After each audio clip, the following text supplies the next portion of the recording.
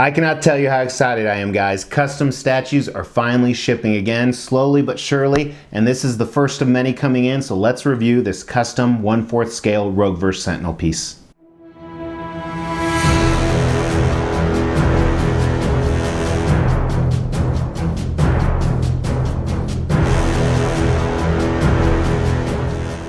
Welcome to the Extreme Channel. My name is Mr. X. Before we get started, we have a couple giveaways going on. First, we're giving away these two Venom statues. Hit that like button and stay tuned towards the end of the video to find out how to win. Second is we're doing Extrizes, which are extreme prizes. On the 15th of every month, we pick a random video and we pick random comments and we send gift prizes to you guys. So go ahead and comment on this video. But this is officially a 1/4 scale custom Rogueverse Sentinel piece. 1/4 scale means they've scaled her down 4 times to her real life size. Custom means it was a private commission. They only made 40 of these. And Verse Sentinel means she just destroyed a Sentinel hand. Very excited to get this piece because it's another part of a line I've been collecting. I'm not collecting the entire line, but I have the first 3 pieces.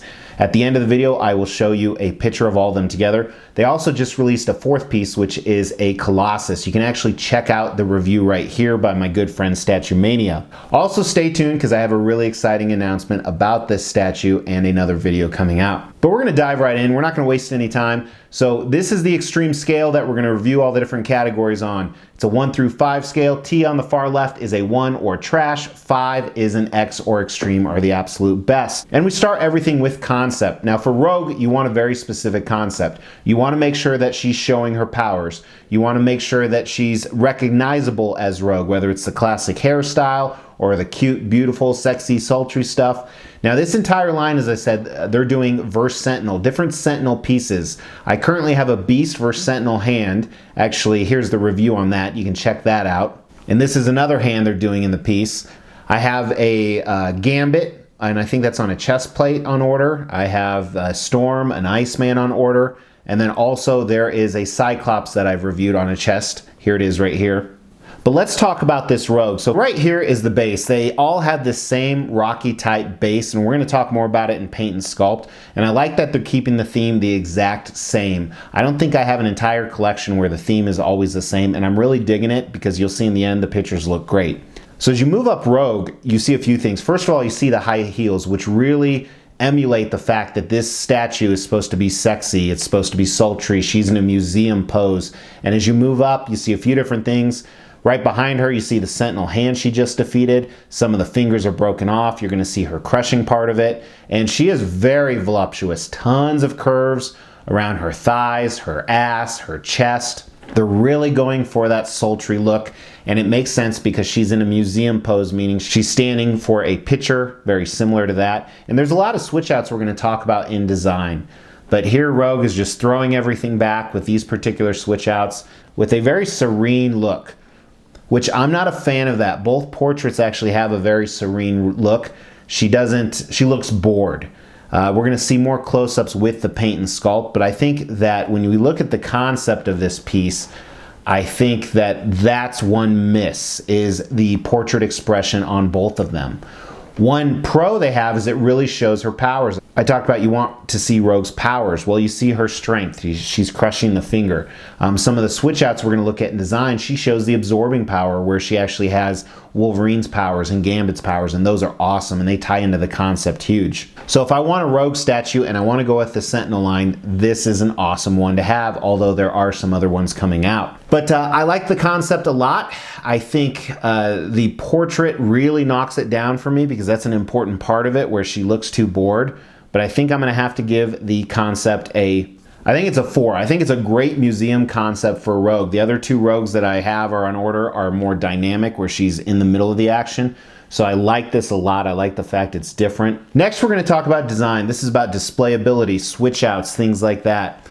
Let's start with the packaging really quick. Here you can see the box that it came in. Pretty large, pretty compact, custom black foam. No art box or anything, which is no big deal. It did have 2 different layers containing everything. Everything was really well packed.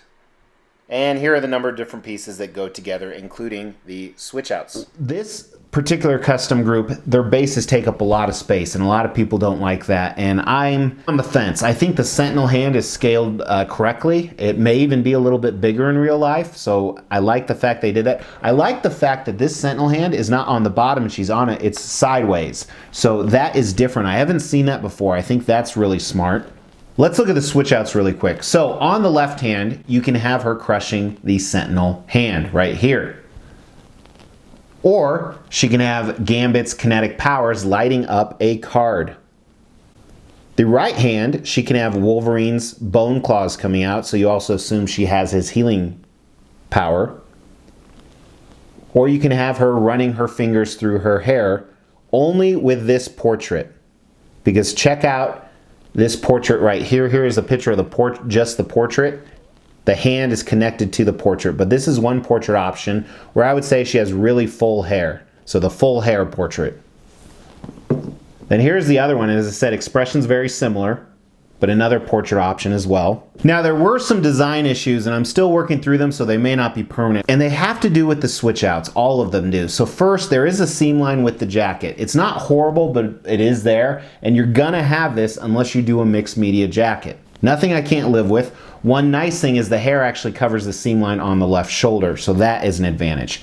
However, the other issues are the head doesn't fully sit in because of the arms, and that's with both of them. If you try and sit it in all the way, I actually did, one of the strands of hair broke off and it went flying. I heard it, but I can't even find where it broke off, so it must have been a tiny piece, so it's not really a big deal.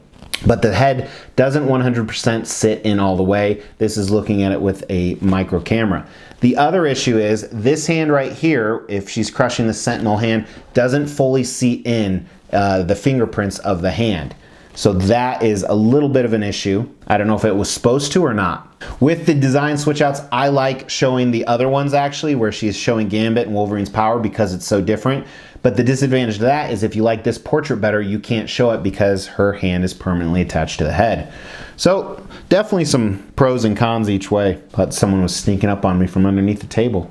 And another cool feature is all of these have a light up feature. It's a similar light up feature in the palm of the Sentinel hand. Here it is turned off, and then here it is turned on. And the puck that goes on the inside, you do buy separately, but it's like $2, and it has a remote. It can flash any color you want. It can do a variety of colors. It can stay on.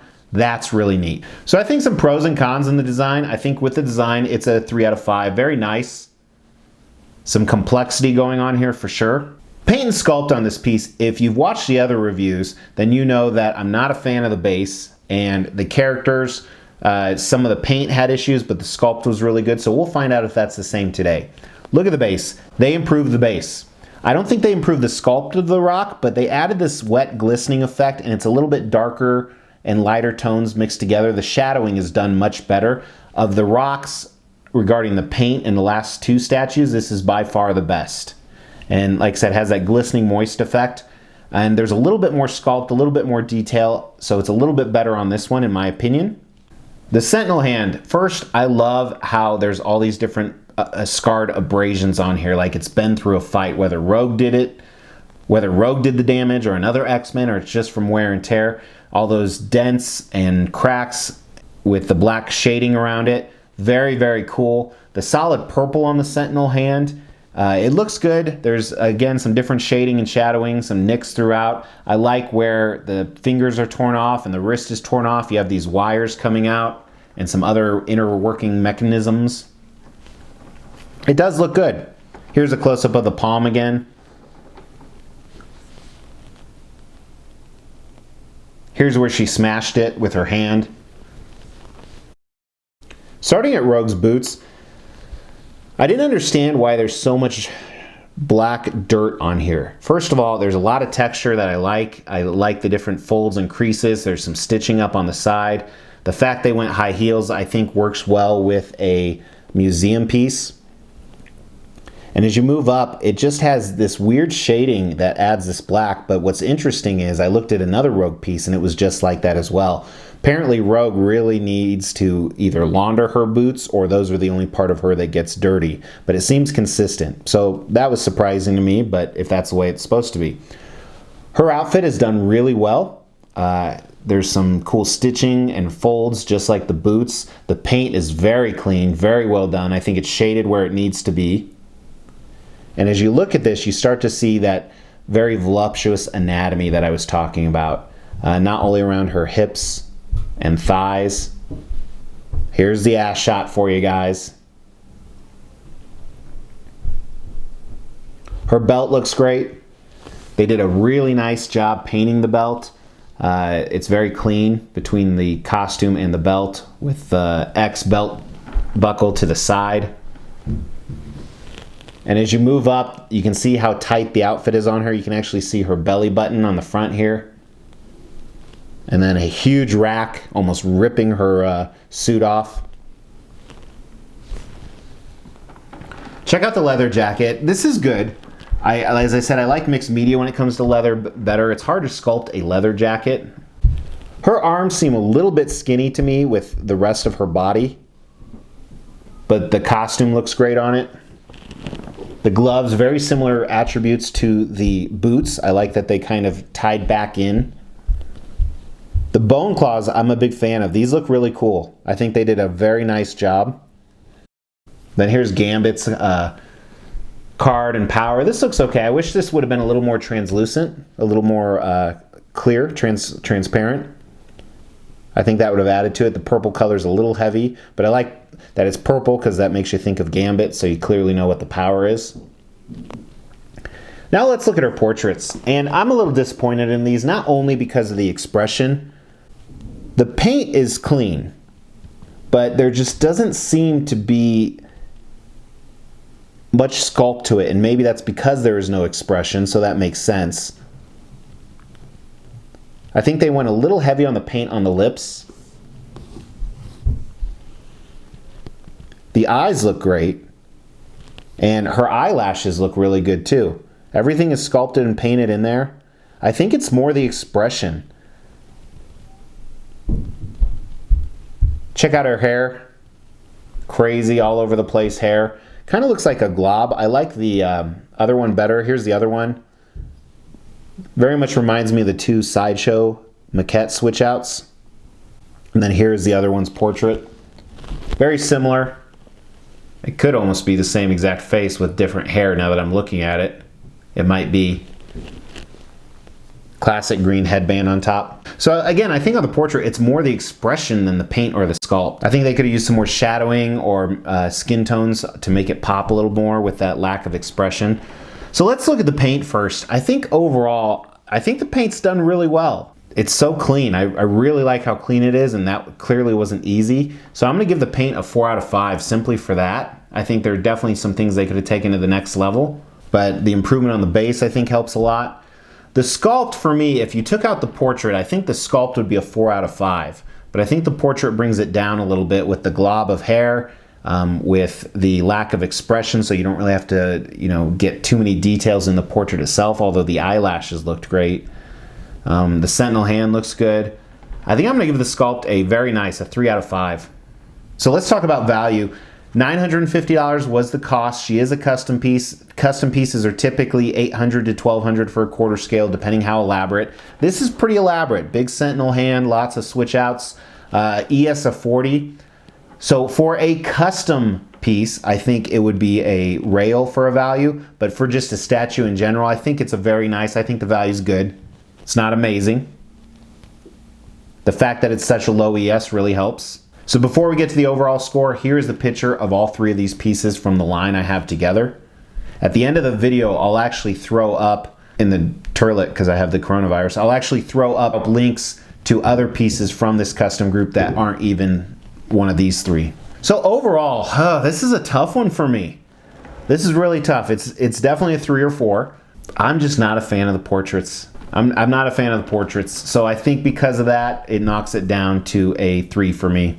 I think it's a very nice statue, and I think I don't like the portraits because they're more of a comic aspect to the portraits. They're not more realistic like this one right here, which is one of the big announcements I have. I just filmed the Extrumble. That's right, Extreme Rumble. So we're going to compare and contrast these 2 statues together, see which one is better. So make sure you guys tune in when that launches. So if you want to know how to win those Venom statues, make sure you have commented on this video, make sure you have liked it, make sure you're subscribed, you've hit that bell notification. When we hit 10K subs, we will launch a video on how to win them. But in the meantime, you may win one of those Extrizes. But I really appreciate you guys watching. I dig it. Really appreciate you guys watching. Take care. Previously on X-Men.